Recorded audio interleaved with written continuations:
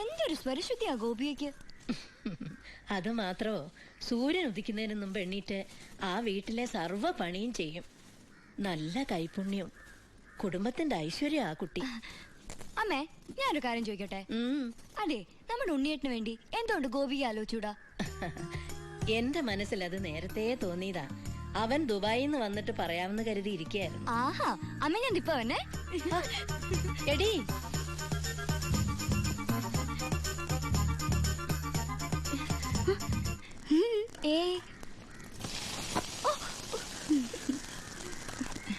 ഗോപിയയ്ക്ക് ഈ നാട് ഇഷ്ടായോ? ഈ തറവാട് ഇഷ്ടായോ? എന്റെ അമ്മ ഇഷ്ടായോ? അപ്പ എന്റെ ദുബായ്ക്കാരനേട്ടനെ ഇഷ്ടപ്പെടാണ്ടിരിക്കില്ല. ഞങ്ങൾ ആലോചിക്കാൻ പോവാ. ജാതകം എടുത്തൊന്ന് നോക്കിക്കോ, ചിലപ്പോ വിദേശ യാത്രക്ക് യോഗ ഉണ്ടാവും.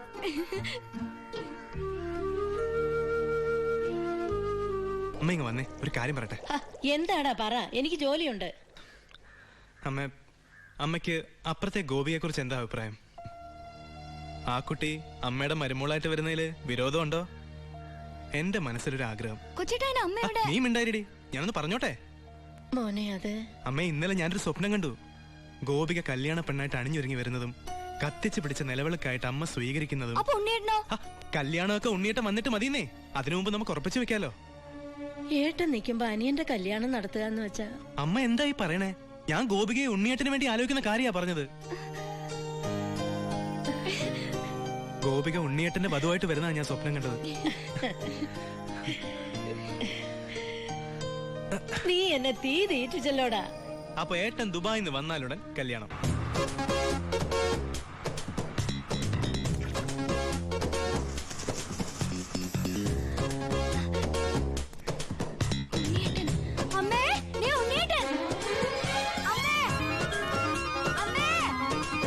എന്താടി?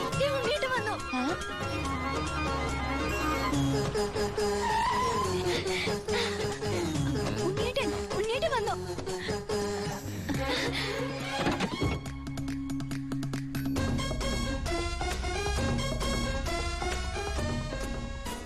അയ്യേ, ഇതെന്റെ ഉണ്ണിയേട്ടനൊന്നുമല്ല. ഇതേതോ പിച്ചക്കാരൻ ലോട്ടറി അടിച്ച പോലെ ഉണ്ട്. അനിയനാ? ആരുടെ അനിയൻ? അല്ല, ഉണ്ണിയുടെ അനിയനല്ലേ? അതെ. ആ, ഞാൻ ഉണ്ണിയുടെ ഫ്രണ്ടാ. ദുബായിൽ നിന്നാണ് വരവ്. എന്റെ പേര് ബിജു. BIJU, ബിജു. നല്ല പേരല്ലേ? അകത്തേക്ക്. നമസ്കാരം. സിസ്റ്റേഴ്സ് ആണല്ലേ? അയ്യോ,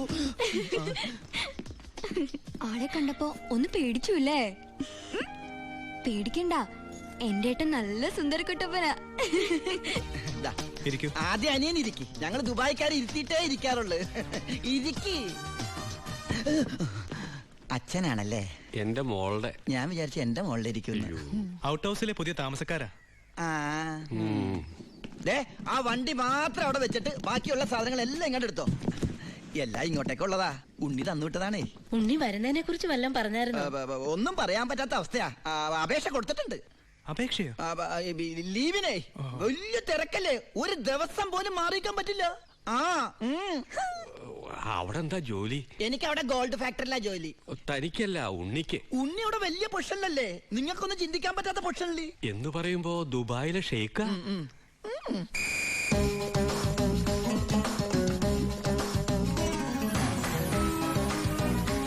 അസ്സലാമലൈക്കും. ഏയ്, നല്ല പവറുള്ള ജോലിയാ. ഉണ്ണി ഗവൺമെന്റിന്റെ ഗസ്റ്റ് അല്ലേ? Free quarters, free food, free dress. ഒരു വലിയ കൊട്ടാരത്തിലല്ലേ താമസിക്കുന്നത്? ഗവൺമെന്റിന്റെ വലിയ കൊട്ടാരത്തില്.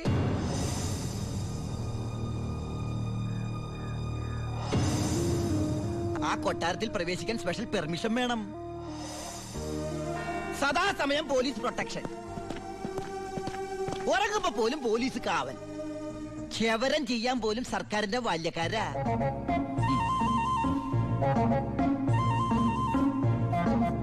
ഫുഡാണെങ്കിലാ 5 സ്റ്റാർ ഫുഡല്ലേ?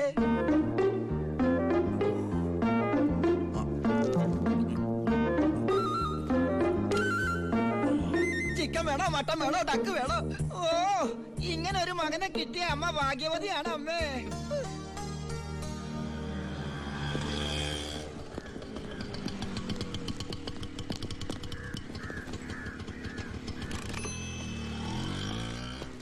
ഒരാള് കേറാനുണ്ടേ. കർത്താവേ, ഒരിക്കലും പുറത്തേക്ക് പോകാൻ ഇടവരുത്തല്ലേ. നമസ്കാരം. ഇവിടെ ഒപ്പിട്.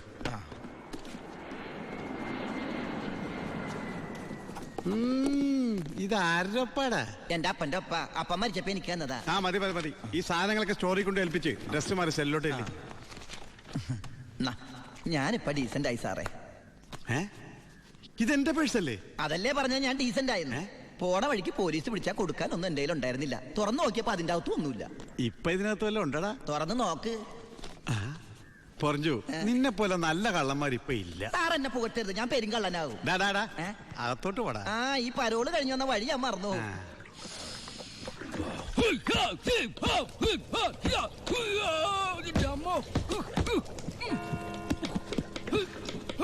ആ ചപ്പാത്തി സ്പെഷ്യലിസ്റ്റ് എത്തിയല്ലോ. ഹായ് എവരിബഡി, പൊറിഞ്ഞു വന്നു.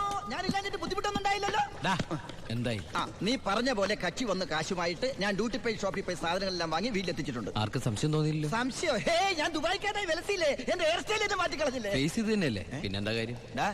എത്ര നല്ല ആൾക്കാരാടാ നിന്റെ വീട്ടുകാരി. നീ എങ്ങനെ കുടുംബത്തിൽ പിറന്നടാ? ഇവിടെ നീ പരമശിവം, അവിടെ ഉണ്ണി ദാമോദർ. നീ പെരുങ്കള്ളനാ.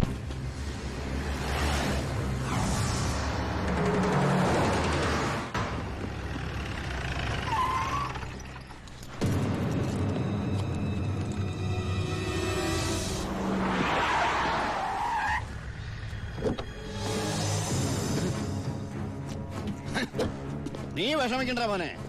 വിഷമദ്യം കഴിച്ച് 3-4 തട്ടിപ്പോയത് കൊണ്ടാണല്ലോ നിനക്കിപ്പോ എന്റെ അകത്ത് കിടക്കേണ്ടി വന്നേ. അല്ലെങ്കിൽ നിന്റെ അപ്പൻ നിന്നെ പുല്ല് പോലെ പുറത്തിറക്കി കൊണ്ടുവന്നേനെ. നിനക്ക് ഇവിടെ യാതൊരു ബുദ്ധിമുട്ടും ഉണ്ടാകില്ല. അതിനുള്ള ഏർപ്പാടൊക്കെ ഞാൻ ചെയ്തിട്ടുണ്ട്. നമ്മൾ ഇത് എത്ര ജയില് കണ്ടിരിക്കുന്നടാ. അപ്പഴേ സാറേ, സൂപ്രണ്ട് സാറിനോടൊന്ന് പറഞ്ഞേക്കണം, അവൻ ജിന്നാടമർക്കിയുടെ മോനാണെന്ന്. ആടാ മോനെ, കുറച്ച് ദിവസം കഴിയുമ്പോ നിന്നെ ഞാൻ ഹോസ്പിറ്റലിലോട്ട് മാറ്റിച്ചോളാം.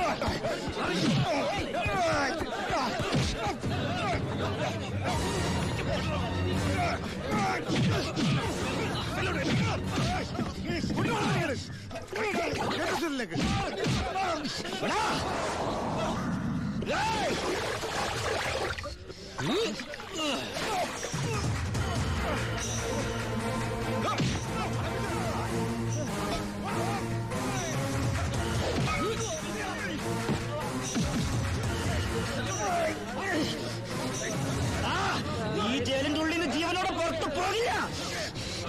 നിന്നെ കൊല്ലും ഞാൻ. നീ കരുതിരുന്നോ? നിന്നെ വിടില്ല, നിന്നെ വിടില്ല.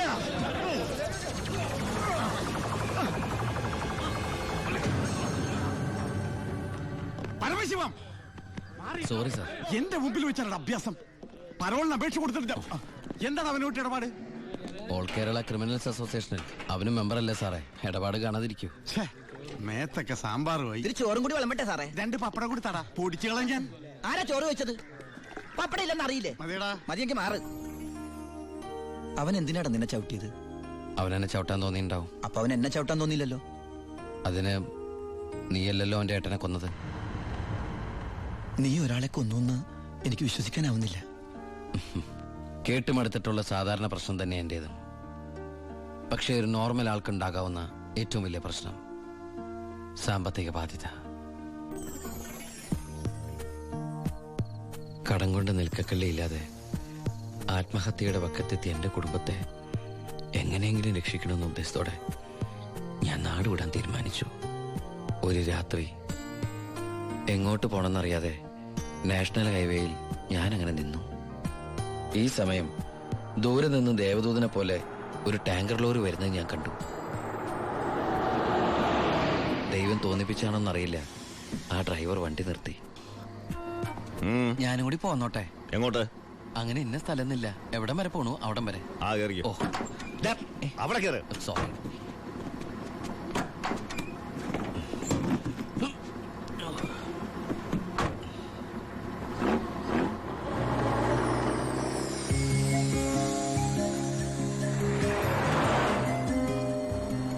എങ്ങോട്ടാ? പോലീസ് പിടിച്ചില്ലെങ്കിൽ എത്തേണ്ടടുത്തെത്തും. പോലീസോ? ആ. അതെന്താ എന്റെ വണ്ടിയില്? സ്പിരിറ്റ്. സ്പിരിറ്റോ?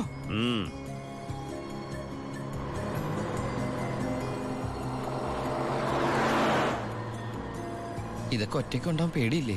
ഒറ്റയ്ക്ക് കൊണ്ടുപോകുന്ന അതിന്റെ സുഖം. പോലീസ് പിടിച്ചാൽ എന്നെ മാത്രം നോക്കിയാൽ മതിയല്ലോ. അപ്പൊ ഈ പോണ വഴിക്ക് പോലീസ് പിടിച്ച എന്റെ കാര്യം? അത് പോലീസുകാർ നോക്കിക്കോട്ടെ. നിന്നെ പിടിച്ച എനിക്കെന്താ? നിനക്ക് എന്നെ കുറിച്ച് ഒന്നും അറിയില്ല, എന്റെ പേര് പോലും.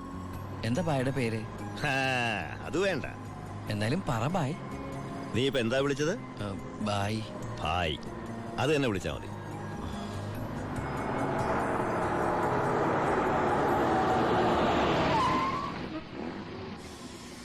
എന്താ നിർത്തിയത്? എന്നെ ഇറക്കി വിടാനാണോ? ഏയ് ദാ പുണ്യാളന് നേർച്ചയിട്ട പാതി അങ്ങേര് നോക്കിക്കോളൂ. പോവോ?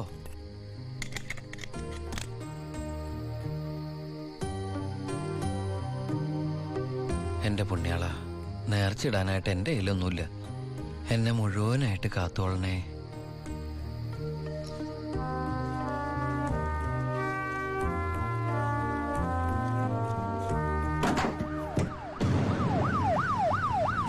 പോലീസ്.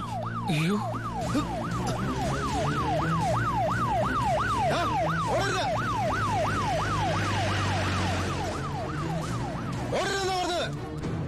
നീ എന്നതാണോ പറയുന്നത്? ലോഡ് പോലീസ് പിടിച്ചെന്നു. അതേ മുതലാളി, ഞാൻ ഓടി രക്ഷപ്പെട്ടതാ. ഇതിലെന്തോ ചതിയുണ്ട് ചേട്ടായി. കൊച്ചു മുതലാളി എന്നെ സംശയിക്കരുത്. വർഷം കുറെ ആയില്ലേ ഞാൻ നിങ്ങളുടെ കൂടെ ആയിട്ട്. എത്ര വർഷമായാലും നീ കള്ളപ്പണിയല്ലേ ചെയ്യണത്? കള്ളൻ എന്നും കള്ളൻ തന്നെയാടാ. ഇതേ ലക്ഷങ്ങളുടെ ഏർപ്പാടാ. ബേബി കുഞ്ഞേ. ചേട്ടോ, ചേട്ടാ സത്യം പറ, ഞങ്ങളുടെ ലോറിയിലൂടെ എങ്ങോട്ടാ മറിച്ചു വിറ്റത്? ഇയാളുടെ മോന്ത കണ്ടാലറിയാം 10 കാശ് കയ്യിൽ കിട്ടിയിട്ടുണ്ടെന്ന്. നമുക്ക് പോലീസ് പരാതിപ്പെടാൻ പറ്റില്ലല്ലോ, സംഗതി സ്പിരിറ്റ് അല്ലേ. ഇവനെ കൊണ്ട് സത്യം ഞാൻ പറയിപ്പിക്കാം. പറയടോ. ഞാൻ പറഞ്ഞത് സത്യമാണ്. നീ പറയില്ലല്ലേ? പറയടോ. ലോഡ് ആർക്കാ നീ മറിച്ചു വിറ്റത്? കുഞ്ഞേ,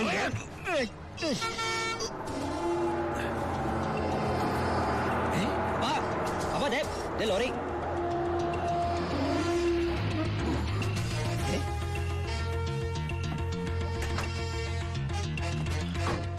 നല്ല ആളാട്ടാ. പോലീസിനെ കണ്ടപ്പോ ബായ് എന്തൊരു ഓട്ടോ ഓടിയത്. ഞാനാണെങ്കി പേടിച്ചും പോയി. പിന്നെ RC ബുക്കിൽ അഡ്രസ് തപ്പി ഒരു കണക്കിന് വണ്ടി ഇവിടെ എത്തിച്ചു. എനിക്കാണെങ്കി കാറൊക്കെ ഓടിച്ചുള്ള ചെറിയ പരിചയമുള്ളേ. എന്തൊരു പാടാ ഈ പണ്ടാറ് ഓടിക്കാനായിട്ട്. എന്റെ പുണ്യാളം കൊണ്ടുവന്നാ ഇവനെ. ഇത്രയും കാലം ജീവൻ പണയം വെച്ച് കൂടെ നിന്നിട്ടും നിങ്ങൾക്ക് ആർക്കും എന്നെ മനസ്സിലായില്ല. ചെയ്യുന്നത് കള്ളപ്പണിയാണെങ്കിലും അതൊരു സത്യമുണ്ടെന്ന് വിശ്വസിക്കുന്നവനാ ഞാൻ. ഇനി ഞാൻ നിങ്ങളുടെ കൂടെ ശരിയാവില്ല. ഞാൻ പറഞ്ഞോട്ടെ, എന്നെ കൊണ്ട് കുറെ ഉണ്ടാക്കിയില്ലേ, ഇനി ഒറ്റയ്ക്ക് കൂടെ ഉണ്ടാക്കിയാ മതി. ചാണ്ടിച്ച അപ്പാ, ഇയാളെ പോണേ പോട്ടപ്പാ. ഇയാളെ ചത്ത നമ്മള് ബിസിനസ് ഇല്ലേ?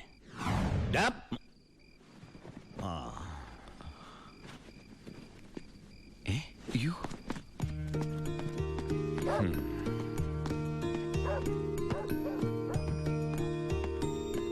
നീ എങ്ങോട്ടാ? ബായ് എങ്ങോട്ടാ? എങ്ങോട്ടെങ്കിലും. എന്നാ ഞാനും എങ്ങോട്ടെങ്കിലും. വാ. ബായ് സത്യമുള്ളവനാണെന്ന് എനിക്ക് തോന്നി. ഞാൻ അയാളുടെ കൂടെ കൂടി. ബായ്ക്ക് ഭാര്യയുണ്ട്, മകനുണ്ട്. മകനെന്ന് പറഞ്ഞ ബായ്ക്ക് ജീവനാ. ശിവന് കുറച്ച് ചോറിട്ടോടി. ശിവനല്ല, ഉണ്ണി. ചോറ് വേണ്ട, അതിന് പകരം പപ്പടം എടുത്തോളാം. നമ്മുടെ പരമശിവത്തിന്റെ നല്ല ഛായയില്ലടി ഇവന്. എനിക്കും കണ്ടപ്പോഴേ തോന്നി. ആരാ ഈ പരമശിവം? പണ്ട് ലോറി താവളത്തിൽ നിന്ന് കിട്ടിയതാ അവനെ. പിന്നീട് എനിക്ക് എന്റെ സ്വന്തം അനിയനെ പോലെയായി. 4 കൊല്ലം മുമ്പ് ഒരു ലോറി ആക്സിഡന്റിൽ അവൻ. ഇന്ന് വഴിയോരത്ത് നീ നിൽക്കണ കണ്ടപ്പോ ഞാൻ അവനെ ഓർത്തുപോയി. അതാ നിർത്തിയത്. എന്നെ ആ അനിയനായിട്ട് കണ്ടൂടെ? അതിനെന്താടാ ശിവ? ശിവനല്ല, ഉണ്ണി. എനിക്ക് നീ ശിവൻ തന്നെയാ. അങ്ങനെ ഉണ്ണി എന്ന ഞാൻ ബായിക്ക് ശിവനായി.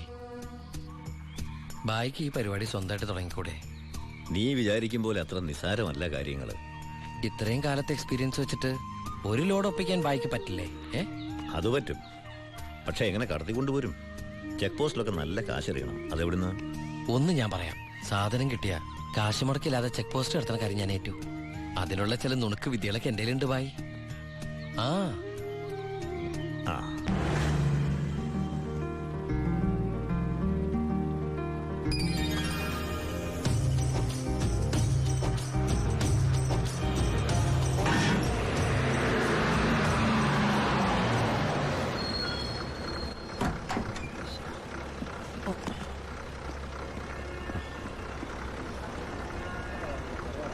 സാറേ, വണ്ടി എന്താടോ വണ്ടിയില്? ഐസാണ് സാറേ. കുറിപ്പേ കയറി പരിശോധിക്കും സാർ.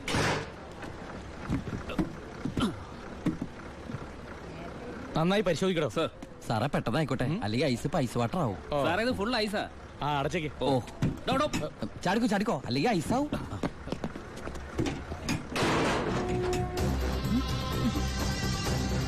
വിട്ടോ വിട്ടോ, വേഗം വിട്ടോ.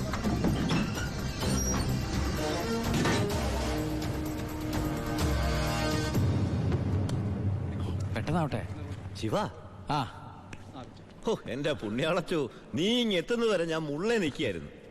സ്പിരിറ്റ് എന്തിടാ? ദാ ഇതൊക്കെയാ. ഈ ഐസ് കിട്ടേ? ഞാൻ കാണിച്ചുതരാം.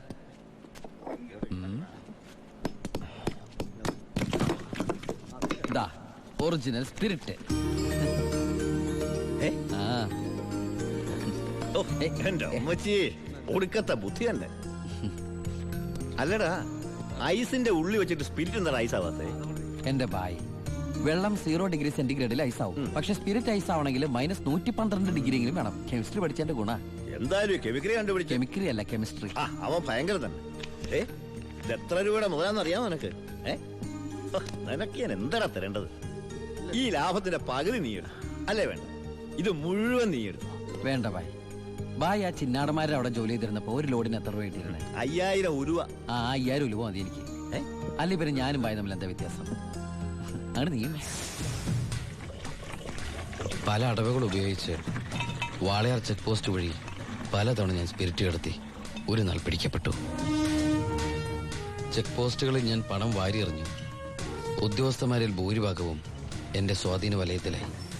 പിന്നെല്ലാം അവരുടെ അനുഭവത്തോടെയായി. ബായിക്ക് വീടായി, കാറായി, ലോറികളായി.